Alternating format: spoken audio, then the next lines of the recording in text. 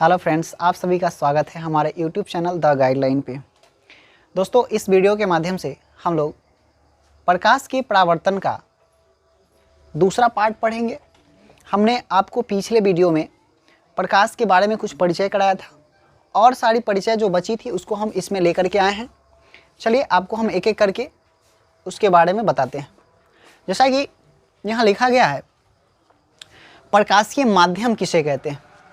प्रकाशीय माध्यम किसे कहते हैं, लिखा गया है कि वैसा क्षेत्र जिससे होकर प्रकाश वस्तु से निकलकर हमारी आंखों तक पहुंचती है उसे प्रकाशीय माध्यम कहते हैं। मतलब कहने का अर्थ यह हुआ कि प्रकाशीय माध्यम किसे कहते हैं, तो प्रकाश जिस माध्यम से होकर के प्रकाश कहीं से निकलती है और निकलने के बाद मतलब किसी वस्तु से निकलती है और निकल करके जिस रास्ते से होते हुए वह हमारी आंख तक पहुंचती है, वो सभी के सभी माध्यम जो है वह प्रकाशीय माध्यम कहलाएगा। जैसे कि हवा हो सकता है, ताप हो सकता है, पानी हो सकता है, शीशा हो सकता है, कांच हो सकता है। मतलब ये सभी के सभी चीज़ें जो है ये हमारा प्रकाशीय माध्यम कहलाएगा। आइए अब आगे जानते हैं। प्रकृति के अनुसार माध्यम दो प्रकार के होते हैं। मतलब प्रकृति के हिसाब से अगर देखें तो जो प्रकाश के परावर्तन के लिए जो माध्यम होते हैं ये दो प्रकार के होते हैं। कौन कौन? तो यहाँ लिखा गया है, एक पारदर्शी माध्यम, दूसरा क्या लिखा गया यहाँ पे कि प्रकृति के अनुसार माध्यम जो है वह दो प्रकार के होते हैं। कौन कौन? समांगी माध्यम, दूसरा विसमांगी माध्यम होता है। अब हम थोड़ा जानते हैं कि ये समांगी माध्यम क्या होता है। देखिए, समांगी माध्यम वैसे माध्यम को कहते हैं जिस माध्यम का बनावट एवं गुण सभी जगह एक जैसा हो।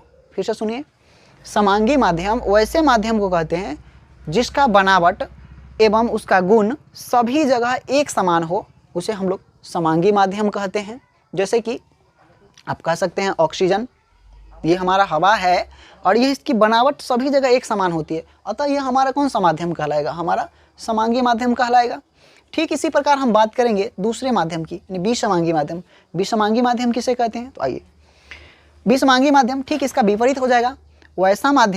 वैसा माध्यम जिसकी बनावट एवं गुण सभी जगह एक समान नहीं होता है उसे विसमांगी माध्यम कहते हैं। जैसे गर्म हवा का मिश्रण जो होता है, ठंडा एवं गर्म हवा का जो मिश्रण होता है वह सभी जगह एक समान नहीं होता है, अतः हम कह सकते हैं कि हमारा विसमांगी मिश्रण का एग्जाम्पल है। आइए अब आगे बढ़ते हैं। आगे लिखा गया है कि प्रकाश के गमन के माध्यम के आधार पर पदार्थ तीन प्रकार के होते हैं। मतलब प्रकाश जब गमन करती है और इसके हिसाब से अगर हम दुनिया के सभी पदार्थ को देखें तो यह पदार्थ को हम लोग तीन भागों में बांट सकते हैं। कौन कौन सा भाग हो सकता है? तो एक हो सकता है पारदर्शी पदार्थ, दूसरा हो सकता है अर्धपारदर्शी पदार्थ। इसी अर्धपारदर्शी पदार्थ को कहीं कहीं किसी बुक में आपको पढ़ने को मिलेगा कि पारभासी कहा जाता है। तीसरा है अपारदर्शी पदार्थ। आइए अब हम आपको एक एक करके इसके बारे में समझाते हैं। पारदर्शी पदार्थ किसे कहते हैं? एकदम सिंपल सी बात है, प्रकाश जिस माध्यम से होकर के पूरा पार कर जाता है वो सब के सब क्या कहलाएगा? पारदर्शी माध्यम। जैसे हवा से होकर के प्रकाश आर पार पूरा निकल जाता है, हवा हमारा पारदर्शी माध्यम है। शीशा की बात करेंगे तो शीशा भी हमारा पारदर्शी माध्यम है। मतलब सीधी सी बात कि प्रकाश जिस माध्यम से होकर के आर पार पूर्णतः निकल जाएगा वो सब के सब क्या कहलाएगा? पारदर्शी माध्यम कहलाएगा। ठीक है, आइए दूसरा देखते हैं, अर्धपारदर्शी पदार्थ, या जिसको हम लोग पारभासी पदार्थ भी कहते हैं। पारभासी पदार्थ उस पदार्थ को कहते हैं जिससे प्रकाश की पूरी मात्रा नहीं निकल पाती है।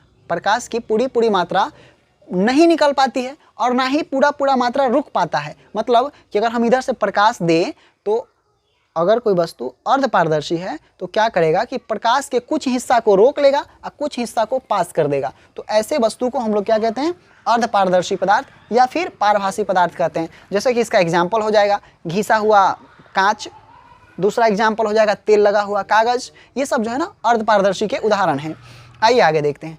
तीसरा हमारा आता है अपारदर्शी पदार्थ। अपारदर्शी पदार्थ वैसे पदार्थ को कहते हैं जो बिल्कुल ही प्रकाश को जाने नहीं देता है। मतलब प्रकाश की पूरी मात्रा को एक ही तरफ रोक लेता है, इसे हम लोग अपारदर्शी पदार्थ कहते हैं। जैसे कि इस बोर्ड को भी हम लोग अपारदर्शी कर सकते हैं, क्योंकि अगर हम इधर से कोई लाइट जलाएं तो क्या करेगा ये बोर्ड? सारे लाइट को यहीं पे रोक लेगा, पीछे जाने ही नहीं देगा। अतः हमारा ये जो बोर्ड है अपारदर्शी पदार्थ हो जाएगा। इसका ढेर सारा एग्जाम्पल हो सकता है, बोर्ड हो गया, टेबल हो गया, बेंच हो गया। मतलब जिससे प्रकाश बिल्कुल पार नहीं कर सकता है वो अपारदर्शी पदार्थ हो जाएगा। आइए अब अगले चीज़ को जानते हैं। अगला है छाया। छाया क्या होता है इसको समझते हैं।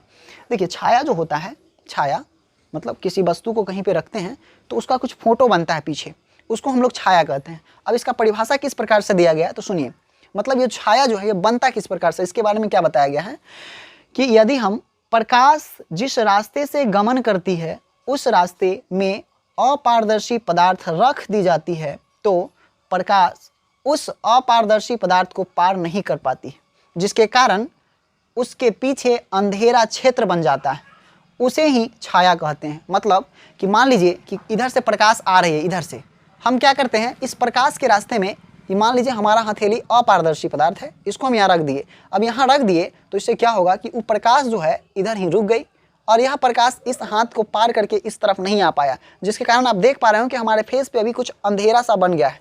ये जो अंधेरा सा क्षेत्र बन गया ये हमारे हाथ का छाया हो गया, मतलब ये हमारे हाथ का छाया हमारे फेस पे भी बन रहा है। क्यों बन रहा है? क्योंकि हमारा हाथ जो है ये अपारदर्शी है और हम इसे प्रकाश के रास्ते में रख दिए हैं, जिसके कारण प्रकाश उसी तरफ रुक गया, प्रकाश इस तरफ नहीं आ पाया, अतः इसके पीछे वाले क्षेत्र में छाया बन गया। तो ये छाया का डेफिनेशन था। अब देखिए आगे समझिए, अगला टॉपिक हमारा आता है प्रकाश का परावर्तन। मतलब प्रकाश जो है वह परावर्तित होती कैसे है। तो क्या लिखा गया है कि जब प्रकाश किसी समांगी माध्यम से चलकर, समझ रहे हैं, समांगी माध्यम की बात करें, विषमांगी नहीं, समांगी माध्यम, जब प्रकाश की किरण किसी समांगी माध्यम से चलकर अन्य वस्तु की सतह पर पड़ती है तो वे किरणें या तो वस्तु द्वारा अवशोषित कर ली जाती है या वस्तु को पार कर जाती है या उसके सतह से टकराकर वापस लौट जाती है।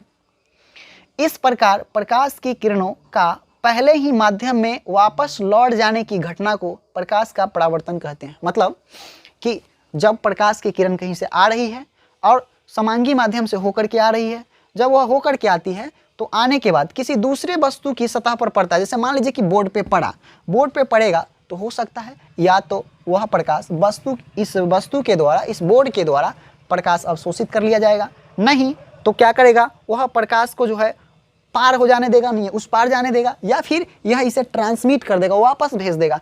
इसी घटना को हम लोग क्या कहते हैं? प्रकाश का परावर्तन कहते हैं।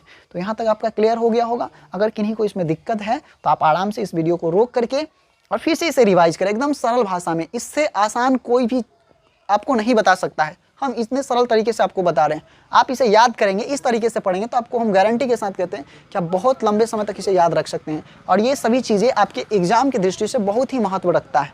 और केवल देखिए, हम 10th की बात नहीं कर रहे हैं, आप कोई सा भी कॉम्पिटिटिव एग्जाम में जाएंगे तो वहाँ भी इन सब चीज़ों की ज़रूरत पड़ती है। आइए अब आगे बात करते हैं। आगे लिखा है परावर्तक सतह। मतलब परावर्तक सतह कहते किसे? सिंपल सी बात है, प्रकाश जिस सतह से टकरा कर वापस लौटेगी वो परावर्तक सतह है। यदि मान लीजिए कि हमारा हथेली है, अगर प्रकाश यहाँ से आई, इधर से आई प्रकाश, इसमें टकराया, टकराने के बाद अगर यह इधर ही लौट गया तो हम कहेंगे कि हमारा हाथ जो है अभी किसका काम कर रहा है? तो परावर्तक सतह का काम कर रहा है।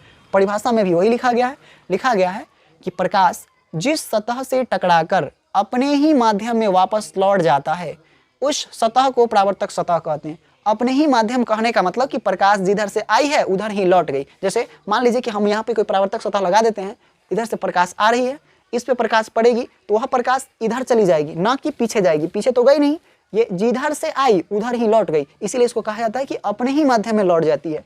तो जब अपने ही माध्यम में लौट जाएगा तो हम इसे कहते हैं परावर्तक सतह। अब जानते हैं कि इस दुनिया में प्रकाश के परावर्तन के लिए सबसे अच्छा सतह क्या होता है। तो यहाँ लिखा गया है कि प्रकाश का सबसे अच्छा परावर्तक सतह चांदी होता है। याद रखेंगे, ये ऑब्जेक्टिव में पूछा भी जाता है कि प्रकाश का सबसे अच्छा परावर्तक सतह क्या है। तो याद रखिएगा कि प्रकाश का सबसे अच्छा परावर्तक सतह जो है वह चांदी होता है। लेकिन चांदी थोड़ा सा महंगा होता है। चांदी महंगा होता है, इसके कारण जो है ना लोग इसका प्रयोग कम करते हैं।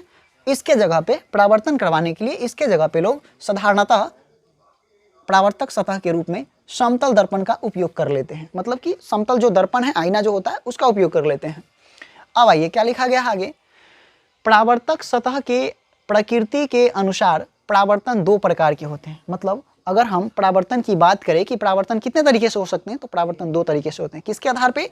तो परावर्तक सतह के प्रकृति के हिसाब से। जैसे कि आप देखते हैं इस दुनिया में जितने भी वस्तु है, हम कितने प्रकार से वस्तुओं को देख सकते हैं, ढेर सारे प्रकार से।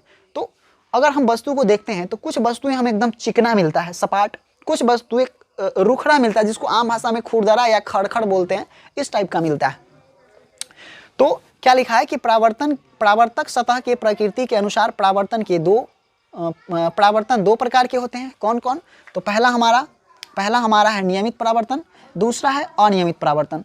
अब हम एक एक करके जानते हैं कि नियमित परावर्तन किसे कहते हैं। ध्यान से देखिए क्या लिखा गया है, जब प्रकाश की किरणें चिकनी एवं चमकीली सतह पर पड़ती है तो वे नियमित रूप से परावर्तित हो जाती है, ऐसे परावर्तन को नियमित परावर्तन कहते हैं। मतलब कहने का अर्थ यह है कि अगर कोई सतह एकदम चिकना है और चमकीला भी है, यदि प्रकाश उस पर पड़ेगी तो प्रकाश जैसे आएगी वैसे ही इस तरफ मुड़ जाएगी। तो इस प्रकार के परावर्तन को हम लोग क्या कहते हैं, नियमित परावर्तन कहते हैं, जिसको हम फिगर में यहाँ आपको स्पष्ट रूप से बता दिए हैं।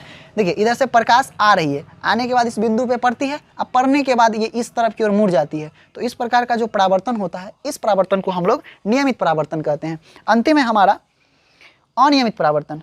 ये जो है अनियमित परावर्तन किसे कहते हैं, ध्यान से देखिए लिखा गया है कि जब प्रकाश की किरणें रुखरी एवं चमकीली सतह पर पड़ती है, मतलब चमकीला तो हो लेकिन वह रुखड़ा हुआ होना चाहिए, रुखरी सतह पर पड़ेगी तो वह अनियमित रूप से परावर्तित होती है, ऐसे परावर्तन को अनियमित परावर्तन कहते हैं। आप चित्र में देख सकते हैं, यहाँ पे हम बहुत सारे लाइन को लिए हैं। क्या कोई भी लाइन सीधी रेखा में जा रहा है, नहीं जा रहा है, कोई इधर तो कोई इस तरफ जा रहा है, मतलब एक दूसरे को काटते हुए जा रहा है। अतः इस प्रकार का जो परावर्तन होता है इसे हम लोग अनियमित परावर्तन कहते हैं। उम्मीद करते हैं कि आपको ये वीडियो अच्छा लगा होगा। आज के इस वीडियो में हम लोग यहीं तक इसको एंड करते हैं। यदि आप इसका स्क्रीनशॉट लेना चाहते हैं तो आप ले सकते हैं। और चलिए अब देखते हैं, तो अब हम लोग इसके बारे में, यानी कि जो प्रकाश के परावर्तन से संबंधित जो भी तथ्य थे हमने आपको यहाँ इस वीडियो में पढ़ा दिया है। इसमें और सारी पार्ट्स बचे हैं जो हम आपको नेक्स्ट वीडियो में देंगे। तब तक आप इसे अच्छे से रिकवर करें। यदि हमारा वीडियो आपको अच्छा लगा हो तो हमारे चैनल को सब्सक्राइब कर दें और अपने दोस्तों तक इसे शेयर करें, जितना अधिक से अधिक हो सकता है कि आप शेयर करें।